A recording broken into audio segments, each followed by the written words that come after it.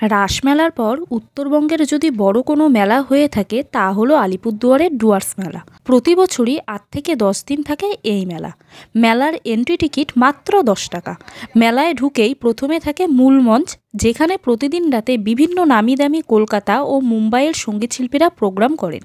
মূল মঞ্চের পাশেই থাকে বিভিন্ন প্রদর্শনী ও ছোট খাবার স্টল। এরপর এক্সপোর দিকে এগিয়ে গেলে এখানে লাইন দিয়ে থাকে বিভিন্ন নামিদামি রেস্টুরেন্টের আউটলেট ও স্টল। এখানে আপনি তন্দুরি চা থেকে শুরু করে biryani, roll, kebab, pulao, handi chicken, pizza, momo, fish fry সব কিছু পেয়ে যাবেন।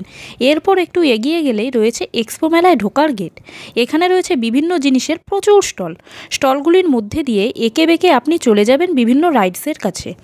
এখানে রয়েছে নাগরদোলা, নৌকা, টয় ট্রেন এবং আরও অনেক কিছু। সব মিলিয়ে ডুয়ার্স মেলা আলিপুরদুয়ারের তথা ডুয়ার্সবাসীর কাছে একটি আবেগ। আপনারা কে কে এই মেলায় এসেছেন বা আসতে চান কমেন্টে